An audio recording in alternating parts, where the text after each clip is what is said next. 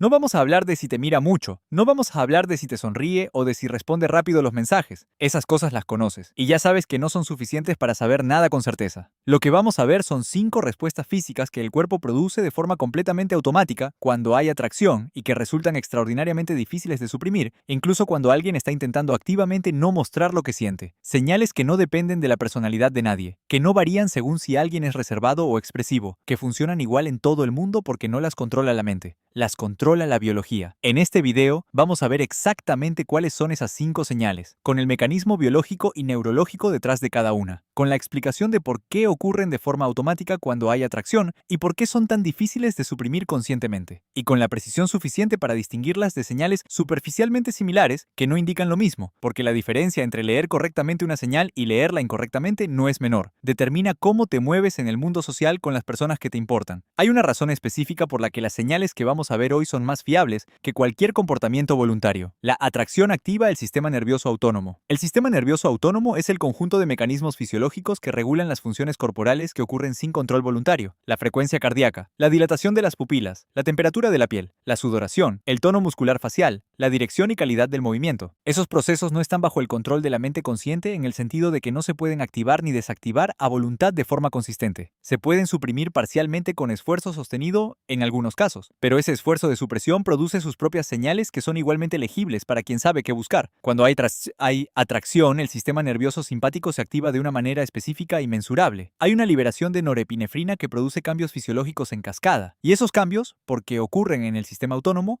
ocurren independientemente de lo que la persona quiera mostrar. La persona puede controlar lo que dice, puede controlar, hasta cierto punto, su expresión facial deliberada, puede incluso controlar el comportamiento voluntario con suficiente esfuerzo consciente. Lo que no puede controlar es la respuesta del sistema nervioso autónomo a la presencia de alguien que le resulta atractivo. Esa ausencia de control voluntario es exactamente lo que hace que las señales que vamos a ver sean más informativas que cualquier cosa que alguien diga o haga de forma deliberada. No son representaciones de lo que alguien quiere comunicar, son registros de lo que su biología está experimentando. Y la biología no tiene agenda social. Hay algo más que conviene establecer antes de entrar en las 5 señales: la importancia de la calibración. Ninguna de las señales que vamos a ver debe leerse de forma aislada. Cada una puede tener causas alternativas que no tienen nada que ver con la atracción. El valor de estas señales no viene de la presencia individual de cada una, sino de la aparición simultánea o secuencial de varias de ellas en el contexto de la interacción específica contigo. Una pupila dilatada puede indicar atracción, puede también indicar que hay poca luz en el espacio. Un cambio en la postura puede ser señal de interés, puede también ser simplemente incomodidad física. El lector competente de señales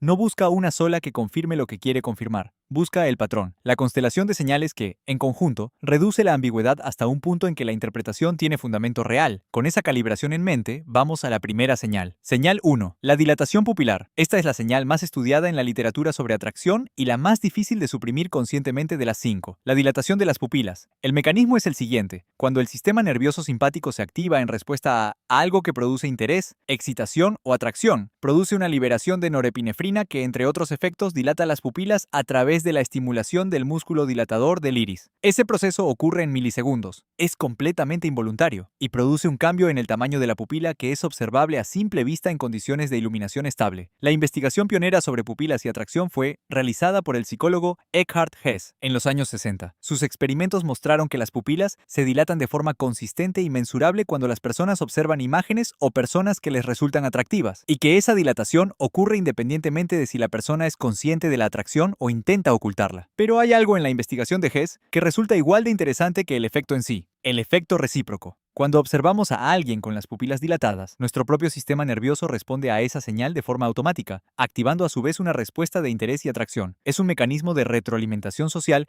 que opera completamente por debajo del nivel de conciencia. El cerebro humano evolucionó para leer las pupilas de otros como señal de seguridad, interés y atracción. Pupilas dilatadas en alguien cercano comunicaban, en el entorno evolutivo, que esa persona estaba en un estado de activación positiva en tu presencia. Ese sistema de lectura sigue operando con la misma sensibilidad, solo que ahora ocurre en una cafetería o en una conversación de trabajo en lugar de en la sabana. La forma práctica de leer esta señal requiere una condición que no siempre está disponible: Acceso a los ojos de la persona en condiciones de iluminación relativamente constante. La razón es que las pupilas responden a la luz de forma prioritaria sobre cualquier otro estímulo. En un espacio con cambios frecuentes de iluminación, la dilatación pupilar no es interpretable como señal de atracción porque puede estar respondiendo simplemente a la reducción de luz disponible. Pero en condiciones de iluminación estable, si durante una conversación o en un momento de contacto visual con alguien, notas que sus pupilas están notablemente más grandes de lo que el nivel de luz del espacio justificaría, esa señal tiene un peso informativo significativo, especialmente si el cambio ocurre en momentos de proximidad contigo o en momentos en que el contacto entre los dos se intensifica de alguna manera. Hay un dato adicional sobre las pupilas que conecta a esta señal con todas las demás. La dilatación pupilar no solo ocurre en respuesta a la atracción romántica o sexual, ocurre en respuesta a cualquier tipo de activación del sistema nervioso simpático, incluyendo el interés intelectual genuino, la emoción positiva y la excitación de cualquier tipo. Lo que significa que en el contexto de la atracción interpersonal, las pupilas dilatadas no siempre indican atracción en el sentido romántico específico. Pueden indicar simplemente que tu presencia produce en esa persona una activación positiva del sistema nervioso, que le resultas interesante, que estar contigo la activa de forma positiva. Y en el contexto de la atracción interpersonal, eso es exactamente el punto de partida. Señal 2. La orientación involuntaria del torso. La segunda señal opera en el sistema músculo-esquelético y produce uno de los cambios posturales más consistentemente documentados en la literatura sobre comunicación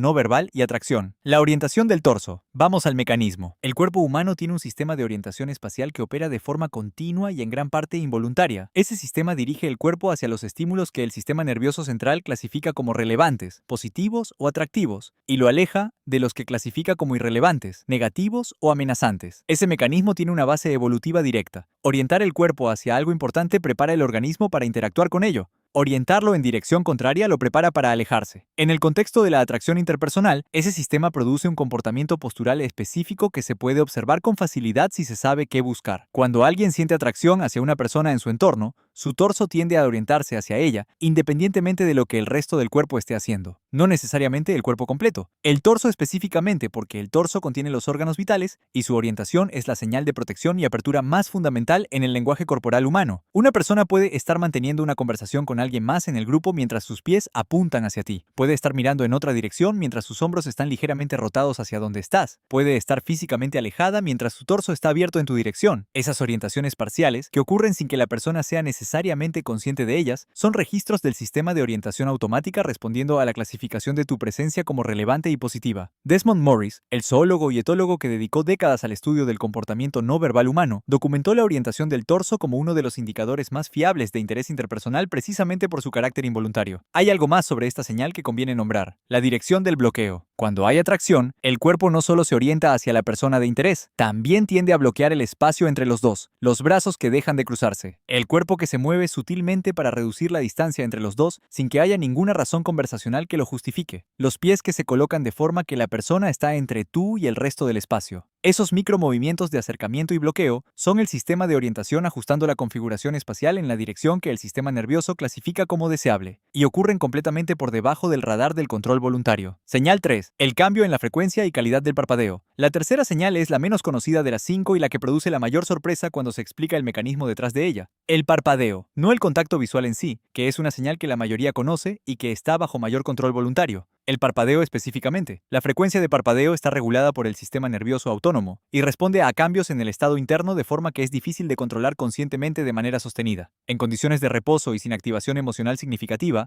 la frecuencia de parpadeo en adultos oscila entre 15 y 20 veces por minuto. Cuando hay activación del sistema nervioso simpático, incluyendo la activación producida por la atracción, esa frecuencia cambia. Y cambia en una dirección específica que resulta contraintuitiva si se piensa desde la lógica del comportamiento voluntario. Aumenta. La atracción produce un incremento en la frecuencia de parpadeo que es directamente proporcional al nivel de activación del sistema simpático. Más activación producida por la presencia de alguien atractivo produce más parpadeo por unidad de tiempo. Ese efecto está documentado en estudios de psicofisiología que han medido la frecuencia de parpadeo en respuesta a estímulos de atracción controlados. Los resultados son consistentes y reproducibles, pero hay un aspecto adicional de esta señal que la hace especialmente informativa en contextos de interacción real. La calidad del parpadeo, no solo la frecuencia. Cuando hay atracción, el parpadeo tiende a ser más lento, más deliberado, con los párpados que se cierran más completamente y que se abren con una ligera demora respecto al parpadeo de reposo. Ese tipo de parpadeo más lento y más completo es un indicador de activación parasimpática simultánea a la simpática, el estado mixto de excitación y relajación que se produce específicamente en la atracción interpersonal positiva, donde hay activación por el interés pero también relajación por la seguridad percibida en la presencia de esa persona. Ese estado mixto no se produce en la ansiedad pura ni en el interés puramente intelectual. Es relativamente específico de la atracción interpersonal y se expresa en el parpadeo de una manera que el ojo entrenado puede leer, aunque nunca haya llegado a articularse conscientemente como señal de nada. La práctica para leer esta señal requiere un punto de referencia. Para distinguir la frecuencia de parpadeo elevada por atracción de la frecuencia elevada por otros factores, es útil tener alguna noción de cómo parpadea esa persona en situaciones neutras, en conversaciones sobre temas que no producen activación emocional significativa, en momentos en que claramente no hay ningún estado de excitación activo. La comparación entre ese estado de referencia y el estado durante la interacción contigo proporciona la información que la frecuencia absoluta sola no puede dar. Señal 4.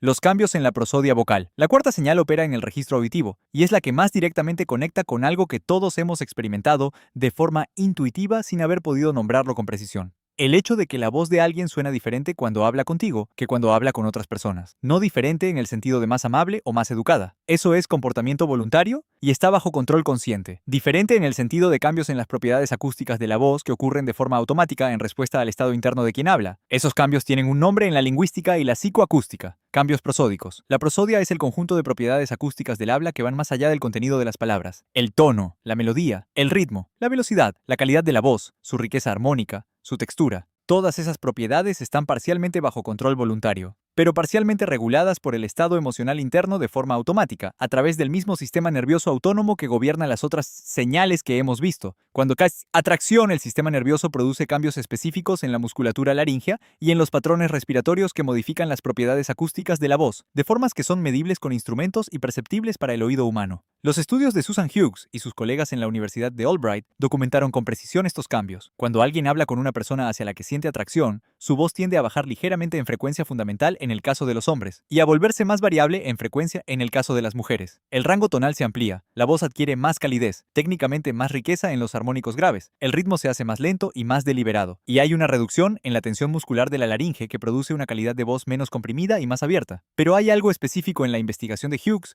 que resulta especialmente relevante. Los cambios prosódicos ocurren incluso cuando la persona está intentando activamente ocultar la atracción. En sus experimentos, los participantes que sabían que sus voces estaban siendo analizadas y que habían sido instruidos para no revelar sus estados emocionales, seguían mostrando los cambios prosódicos asociados con la atracción de forma estadísticamente significativa. El sistema de control voluntario de la voz puede modificar el contenido, no puede modificar completamente las propiedades acústicas que el estado emocional produce de forma automática. La forma práctica de leer esta señal no requiere análisis acústico instrumental. Requiere algo que la mayoría de personas tiene más desarrollado de lo que cree. La capacidad de notar cuándo la voz de alguien suena diferente contigo que en otros contextos. Una voz que se hace más suave en los momentos de mayor proximidad. Un tono que baja ligeramente cuando el intercambio se vuelve más personal. Un ritmo que se ralentiza cuando la conversación toca territorios más íntimos. Una calidez que aparece en momentos específicos que coinciden con los momentos en que la interacción entre los dos tiene más carga. Esas variaciones no son performances deliberadas, son el estado emocional interno expresándose a través del único canal que el control voluntario no puede cerrar completamente, la voz. Hay un aspecto adicional de los cambios prosódicos que merece nombrarse específicamente: la sincronización vocal. Cuando hay atracción mutua o interés interpersonal elevado,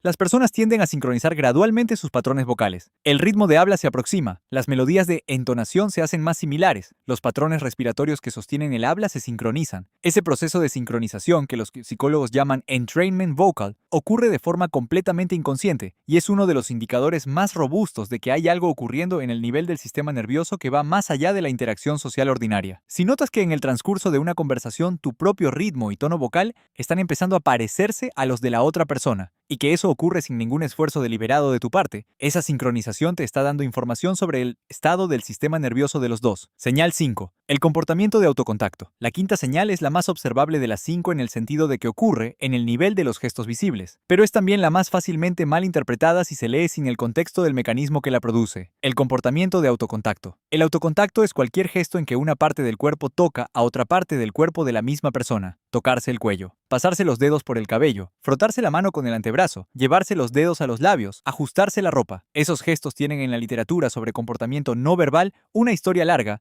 y una interpretación que no siempre es precisa. La interpretación habitual es que el autocontacto es señal de ansiedad o incomodidad, y eso es parcialmente correcto. Hay un tipo de autocontacto que efectivamente indica ansiedad. Se llama comportamiento de autoapaciguamiento. Ocurre cuando el sistema nervioso está en activación negativa y busca reducir esa activación a través del contacto táctil consigo mismo. Es compulsivo, repetitivo y tiene una cualidad de cierre y compresión. Los brazos que se cruzan y que las manos frotan activamente. El cuello que se agarra con tensión. Los dedos que tamborilean. Pero hay un segundo tipo de autocontacto que tiene un origen y una cualidad completamente diferentes. El comportamiento de autocontacto de activación positiva. Cuando el sistema nervioso está en activación por atracción, por excitación positiva, el autocontacto que produce tiene características distintas. Es más suave, más exploratorio, menos compulsivo y más deliberado, aunque no conscientemente. Tocarse el cuello de forma suave, no con tensión, sino con una ligera caricia. Pasarse los dedos por el cabello no de forma ansiosa, sino con un gesto que tiene una cualidad diferente. Tocarse los labios con los dedos en momentos de pausa en la conversación. Desmond Morris identificó estos gestos como señales de desplazamiento de la atención táctil. Cuando hay atracción hacia alguien, el sistema nervioso activa un impulso de contacto que no puede dirigirse hacia la otra persona en el contexto social. Ese impulso de contacto se desplaza hacia el propio cuerpo como alternativa disponible. Es el cuerpo ensayando un contacto que no puede tener todavía. Esa interpretación, aunque suena poética,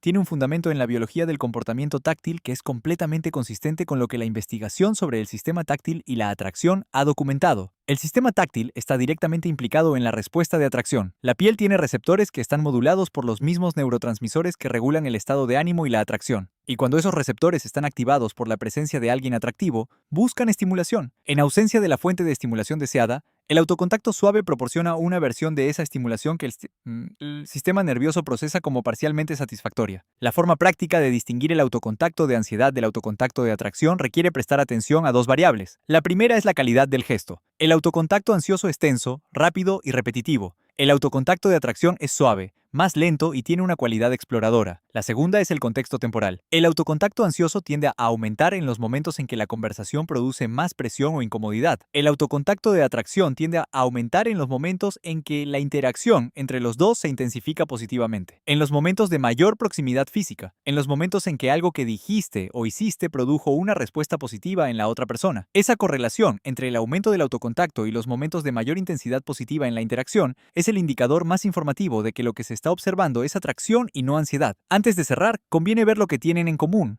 La dilatación pupilar es el sistema nervioso simpático activado expresándose a través del iris. La orientación del torso es el sistema de aproximación espacial respondiendo a la clasificación de tu presencia como relevante y positiva. El cambio en la frecuencia y calidad del parpadeo es la activación autonómica mixta de excitación y relajación expresándose a través de la musculatura ocular. Los cambios prosódicos son el estado emocional interno expresándose a través de las propiedades acústicas de la voz que el control voluntario no puede cerrar completamente. Y el autocontacto de activación positiva es el impulso táctil desplazándose hacia el propio cuerpo en ausencia de acceso a la fuente de atracción. Todas son expresiones del mismo sistema. El sistema nervioso autónomo respondiendo a tu presencia de una manera que no está bajo el control de la persona que lo experimenta. Eso es lo que las hace más informativas que cualquier comportamiento deliberado. Un comportamiento deliberado puede ser actuado, puede ser calculado, puede ser una estrategia de gestión de imagen que no corresponde al estado interno real. Las señales autonómicas no pueden ser actuadas de forma sostenida, pueden suprimirse parcialmente con esfuerzo consciente elevado, pero ese esfuerzo de supresión es en sí mismo una señal.